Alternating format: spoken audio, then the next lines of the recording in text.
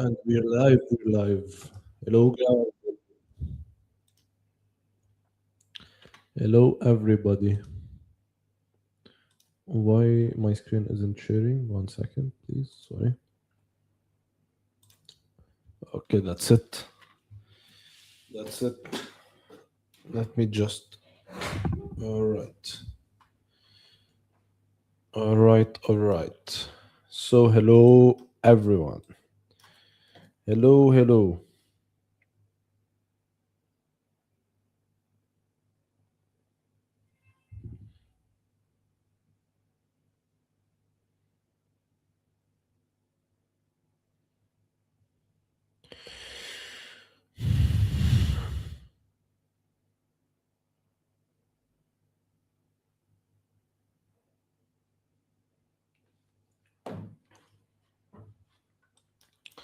So, what do we have here? Nasdaq. Okay, so last live stream we talked about like a special range for Nasdaq where I told you if you are looking for Nasdaq buys, let's wait on it to be able to tap it and then we can look for buys. And unfortunately, it didn't tap. It missed our entry like by few. Yeah, it's not few, it's a lot, but considering where the prices was standing at, it was few. So um not looking again. I won't be looking again for this levels to buy from because it might be invalid anymore. So what I'm what I would be looking at is if we break above these highs and we go back again, maybe this level would make sense. But we have to wait to see how price would be on this high here and again this high here. So based on what price will do once it comes back, we would be able to know what else we can do as well. So this is about the Nasdaq. So this is about the Nasdaq. It might look good for this session as well if we take a look on the 15 minute time frame. Hey guys, hey guys, hey guys, how are you doing? How was your trading week? Let me know in the comments. So, as I said, this might be a nice level to take buys from on Nasdaq as well. But first, let's wait in order to see how price is gonna react once we break above these highs. So we have to wait a bit in order for us to know if we are able to take a Nasdaq long or not. So it might look very promising inside this level, but for now there is nothing sure. So if you are looking for Nasdaq setups at the moment, I would really advise you to be looking for buys, and especially after we see the reaction above the lows that we've talked about. All right, let's see here. What do we have? So, okay. So it looks like we're gonna as well be stuck into a range for some time now because it has been, let me see, since 26th June. We are inside this range here, and today we are uh, 9 June. So it's been 2 weeks maybe since we're stuck in this range. But yeah, we're also like very near all-time high, but what's good about it is that there is prices already inside this zone, so we've been ranging for some quite a few times.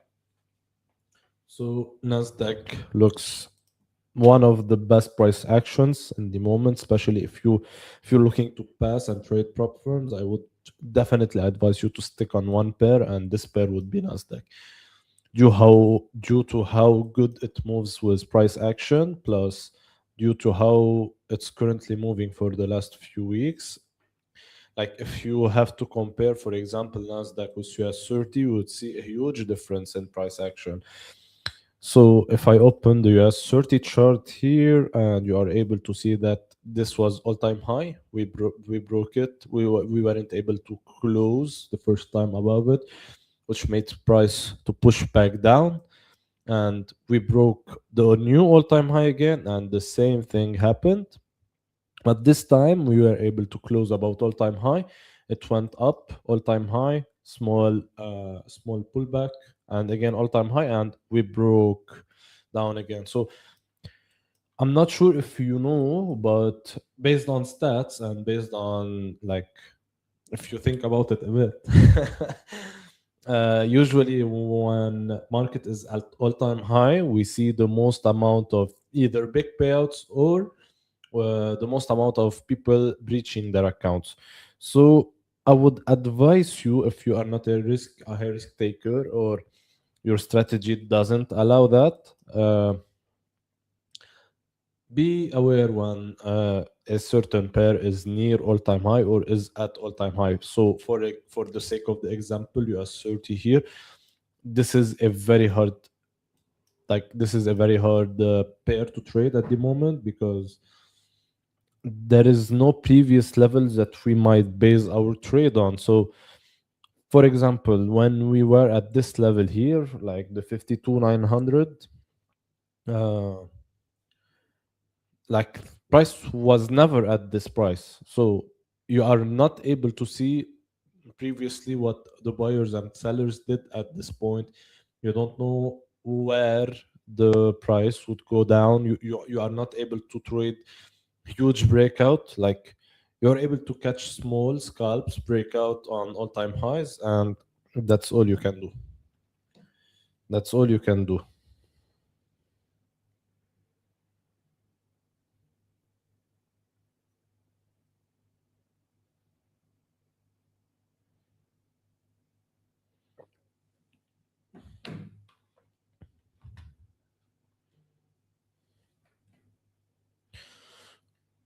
All right.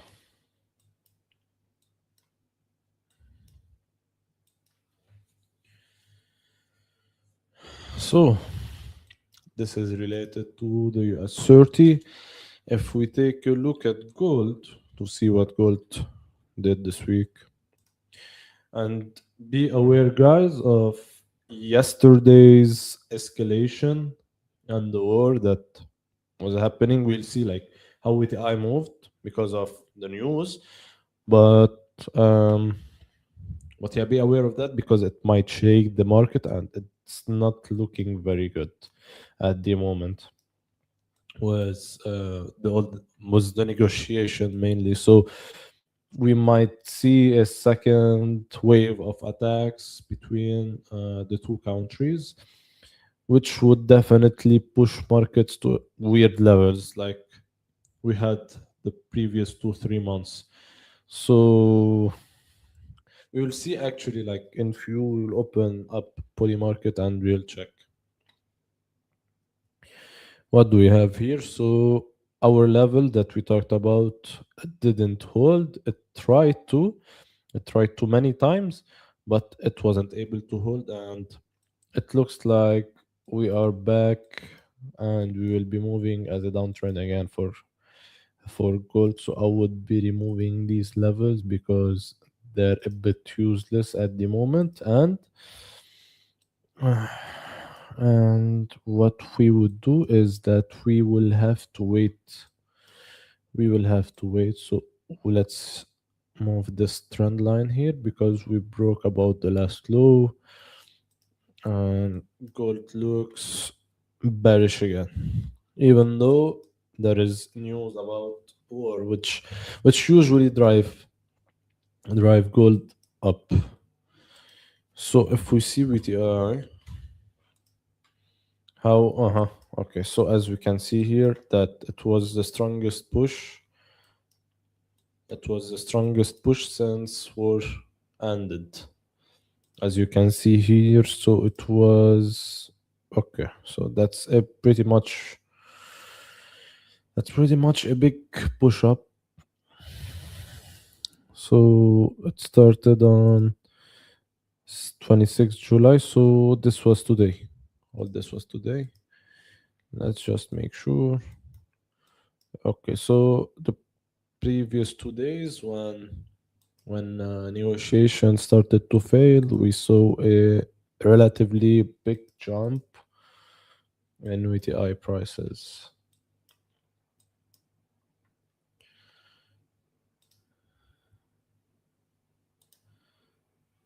Which one I used to check? Not sure. Yes, one. That's how it's called. Maybe this.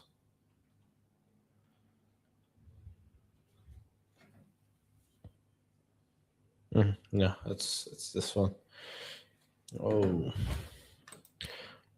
so all the down that we had since 22, since 22 June. So we did a 14% move down. We had the last from 1, 2, 3, 4, 5. So the last 5 days. We had a 13% jump, which is crazy for VTI. But yeah, like it's not a regular market that we are trading in 2026. It's a very weird market due to our war.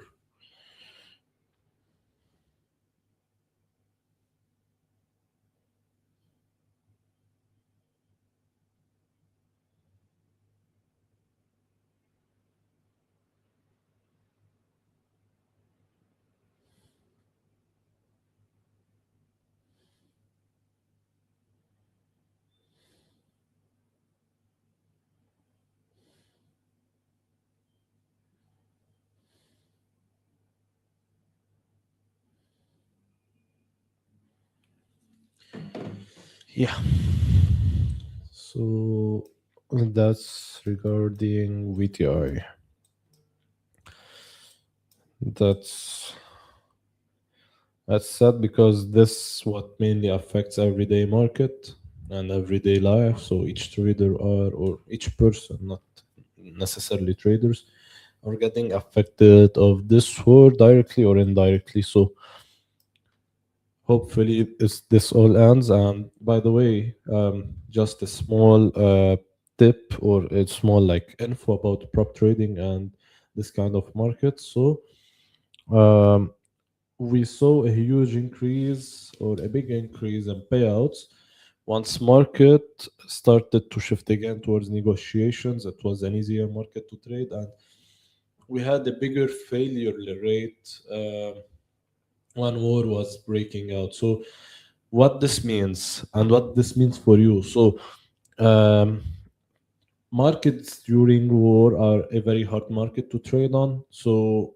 what you can do about it, you can do anything because as individuals, we can do anything related to war, obviously. But what you can do is directly in your trading. So you should have a clear risk management, no matter what is your risk management, but you should have a clear strategy on that.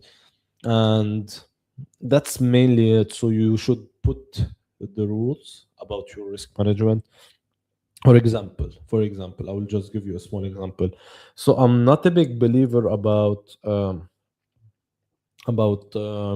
smaller risk on challenges. I'm not talking about the funded stage. It's another it's another situation on the funded stage. It's another strategy. But I'm talking mainly on your challenges when you are looking to pass and most of your trades are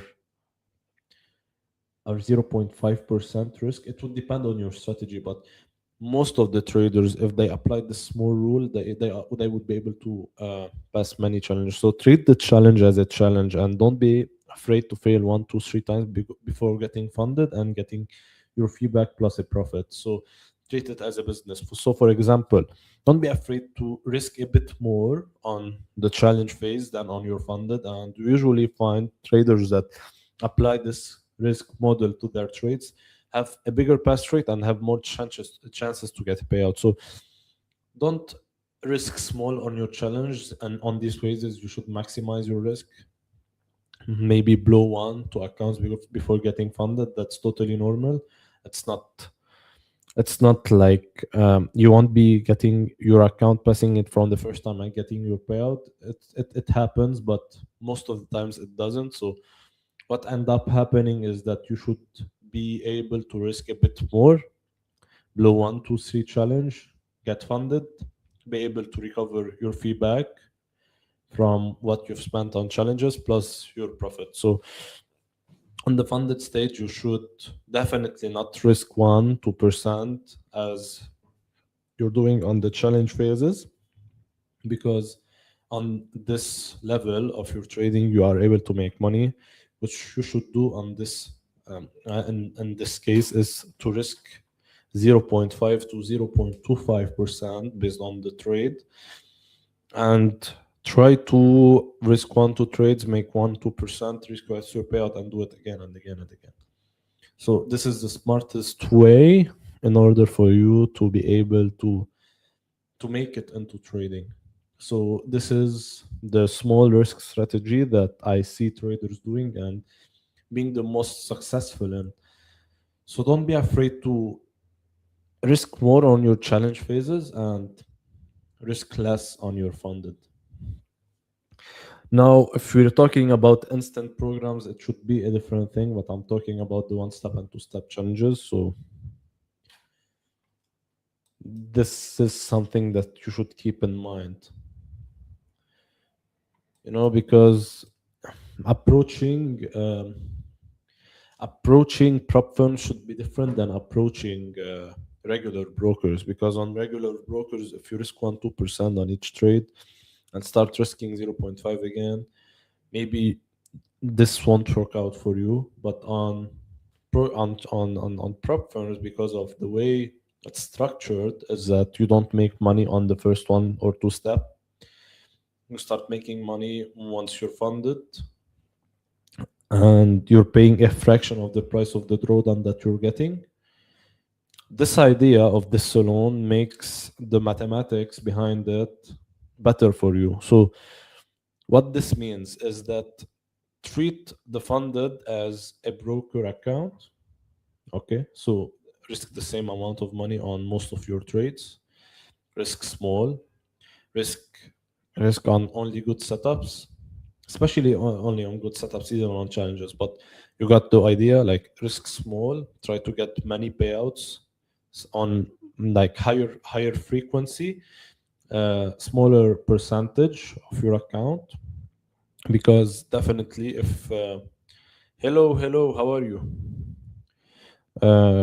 If you're risking the same amount of same amount of money on all your trades, it would be easier to make money on the funded stage. And if you're risking the same amount and smaller amounts on your challenge, it would be way harder to pass your challenge. So this is how you should approach programs on prop firms, and the way you should think about them. Why I started this whole lecture on risk, I don't remember. I don't remember why. So,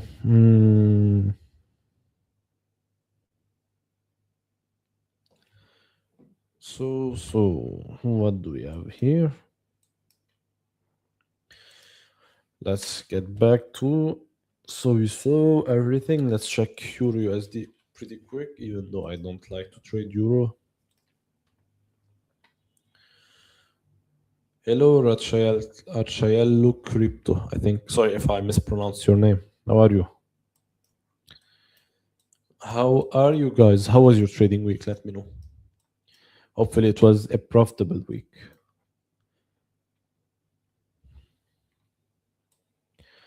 So Euro USD, we've been going up since the last low we've talked about, but the overall trend is still bearish, and I might expect Euro to go down again. Yeah, enough talk about Euro. I'm not interested in it. Let's jump back into Nasdaq to see if there is something interesting on the smaller time frame. Okay, that's not it.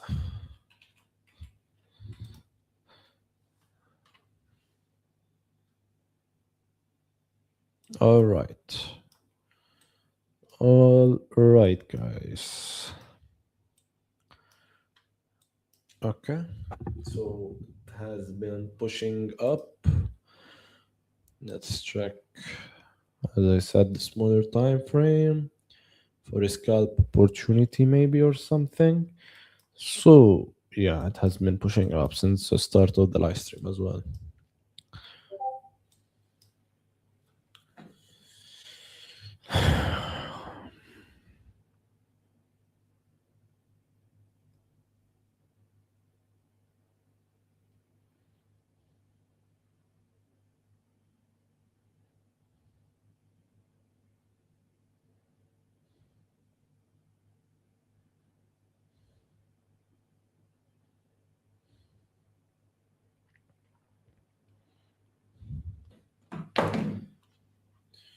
Okay.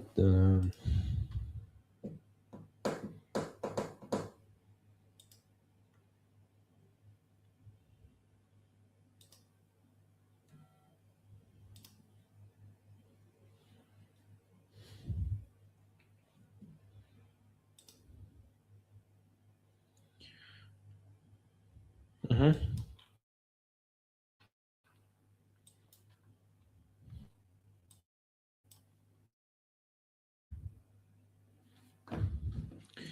Maybe we should wait a bit.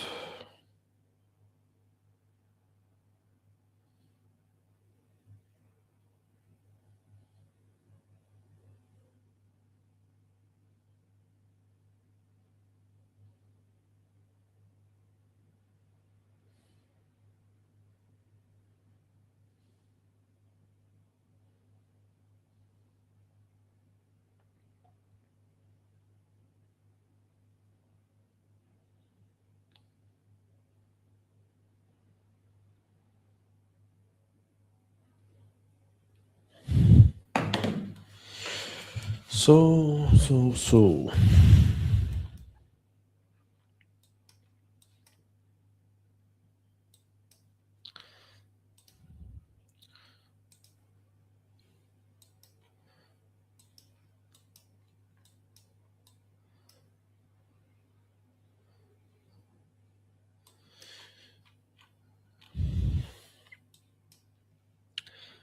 So, guys, do you have any question related to like risk management on prop firms? Are you struggling with passing an eval, for example, or you're blaming your strategy instead of focusing a bit on risk management? Like, what's your biggest struggle? Because for me, some traders would blame their strategy and try to learn something else, even though the strategy might be fine and it might work for them. But the problem would be in the risk management strategy and maybe their mindset sometimes, and not the strategy itself. Because I've seen profitable traders, every profitable trader will argue that his strategy is the best, even though each one of them works on a different strategy. And a lot of people like made their own strategy by like adding multiple confirmations from different strategies. So I see people, as I said, blaming their actual trading strategy and not blaming either their mindset or blaming the risk management. Because the biggest like deal breaker for it, let's say, or the biggest tip from someone that actually see how you should approach prop firms based on stats and based on actual numbers. uh, I would advise you to work on your risk management first, and then on your trading strategy, and lastly would be your mindset. So I would rate them as follow: risk management, trading strategy, mindset. Let me know if you agree or not, because this might be controversial for some.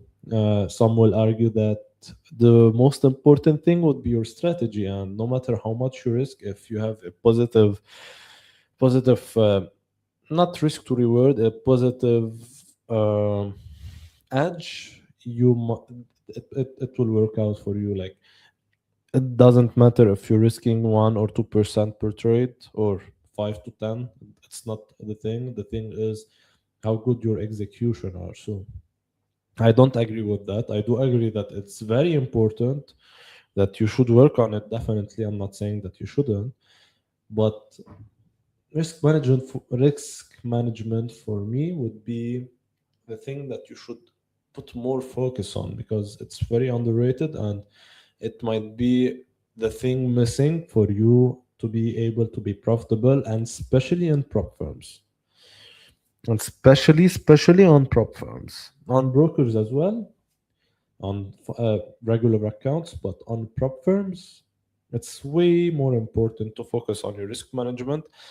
And when I talk about risk management, I'm not talking about uh, not risking enough as well. So you should like ask me your question if you want. I can consult you on how you can approach prop firms based on your strategy. I can help you with that, but it should be something that you should think of as well. And related to psychology of trading or not psychology, let's say the mindset or whatever you want to call it.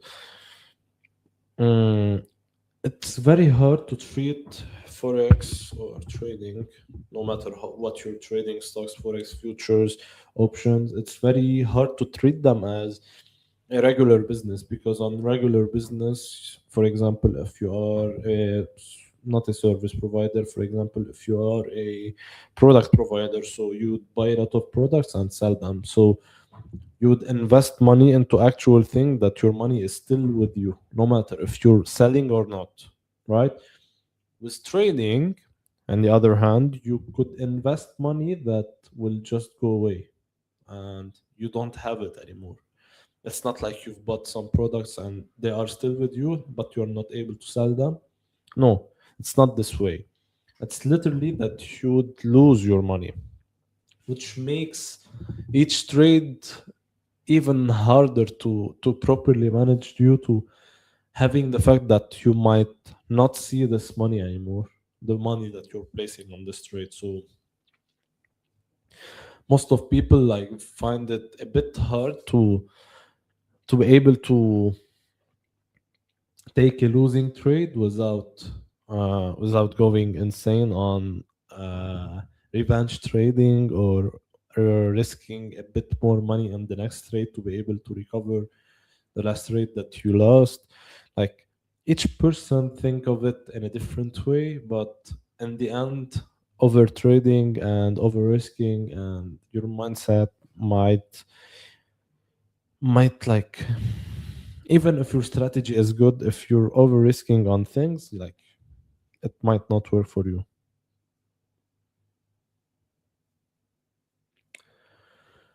So yeah, if you have a question or you want to improve your risk management strategy or you're struggling with something, like this is your time to ask me. I'm not like this hedge fund manager trader, but I've seen enough to be able to help you. So I'm not saying that me myself I'm the best trader alive. I have the best strategy, the best risk management, the best mindset, but what I do have is information based on what I see other traders that are successful with us and with other brands do. And I will just tell you what these people are doing differently than 99% of the others. Or let's say not 99%, 90% of the others. Because a lot of people might take payouts, but they will lose it back or give a percentage of it back to the prop firm or the broker or for whatever they are trading with.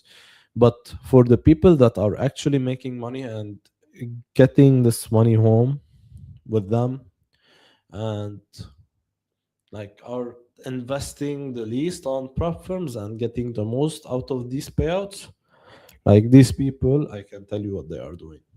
And these people are mm, are the 1%, I would say, even a bit less. Like people that there is a lot of people that take payouts, but it's different taking payouts than being actually profitable because like buying 10 challenges, 20 challenges, taking one payout, going break even is something, or maybe even losing on them, and investing in two, three accounts, getting a payout and getting consistent smaller payouts is something else. And yeah, it's something else. I wish I could like, if you get me started on these topics, like I can I can go over and over and over, and I can keep on talking until tomorrow morning. You know,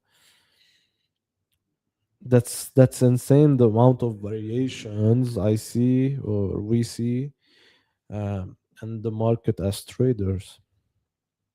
You'll have one of everything, and apparently, or as I saw, is that whatever you are doing, if you're doing it in this with a good strategy, like you will be able to make money. You will be able to be profitable. You will be able to take these payouts.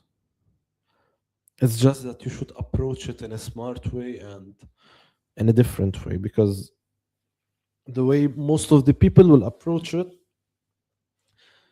they may take some payouts, but they will never be profitable and actually profitable.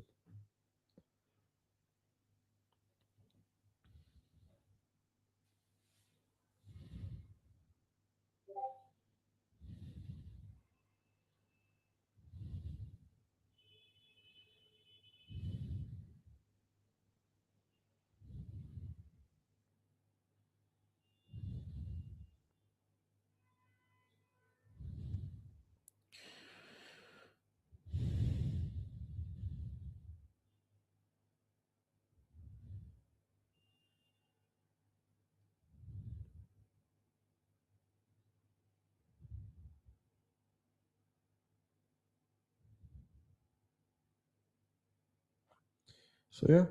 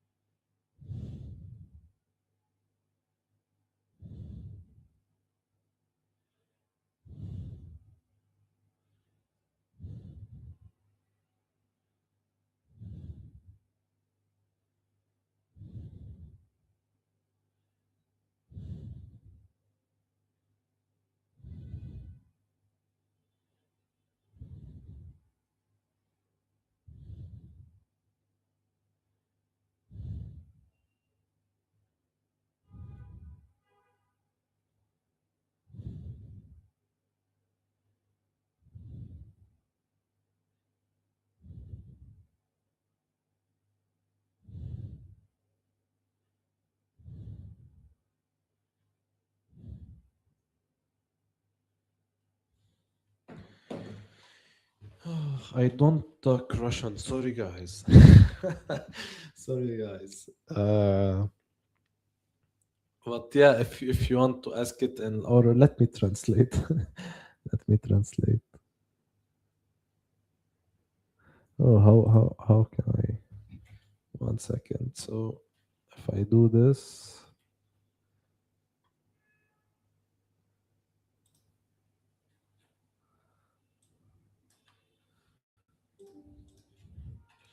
and head over to our friend ChatGPT or Claude, and I ask him, please translate. He would translate for me. He would translate for me. Oh, okay.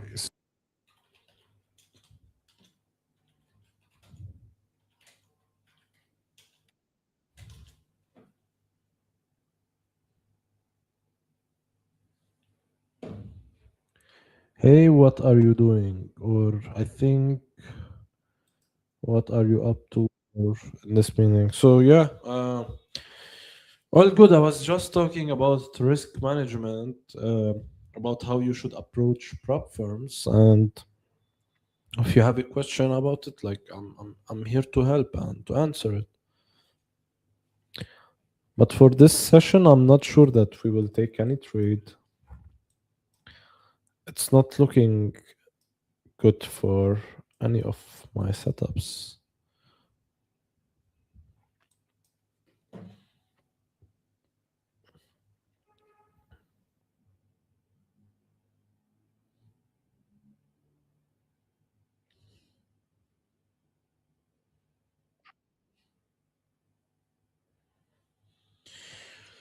It's not looking good for my setups.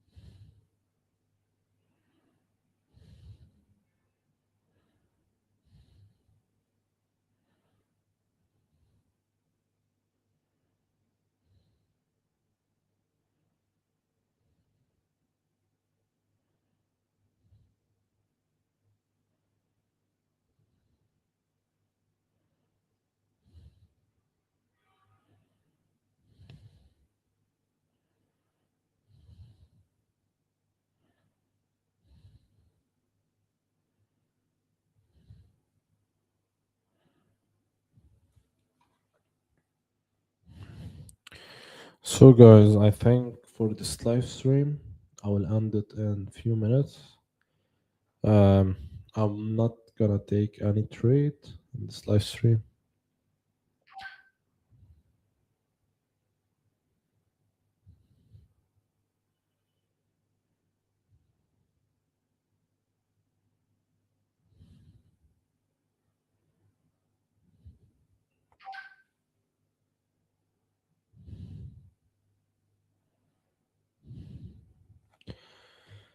I'm not gonna take any trade, I think.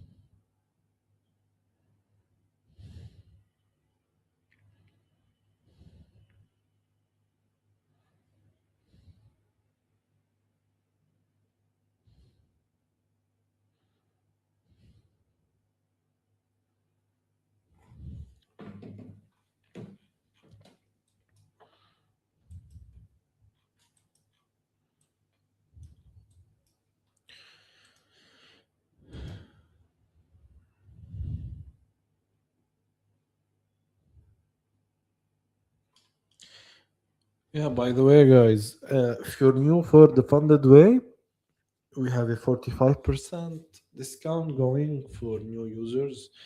You can use welcome 45. And if you want the biggest discount that we have, it's 40% off for everyone else. The code is summer40. So make sure to grab these accounts. The Funded Way is one of the best prop firms available with the best programs.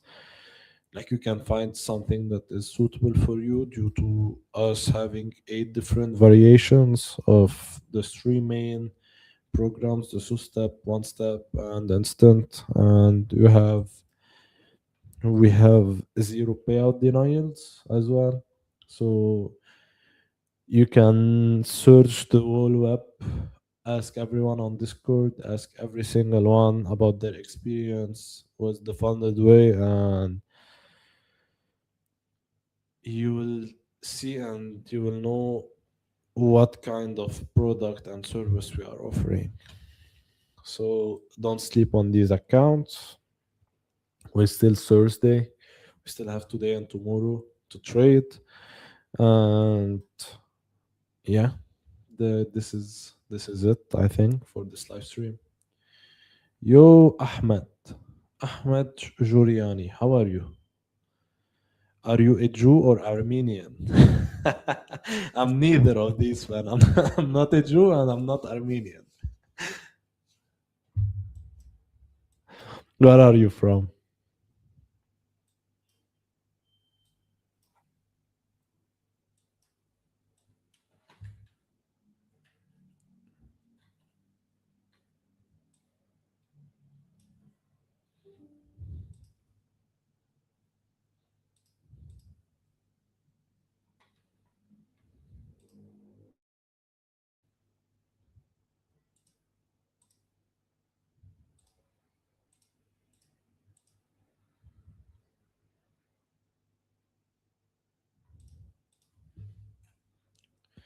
Kurdistan. Oh, nice.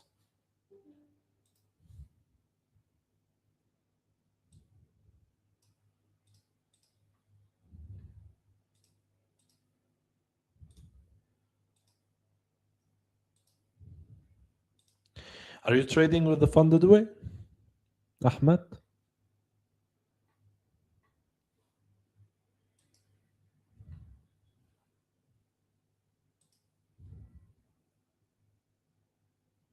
Yeah, definitely. Definitely. I work with the funded way, man.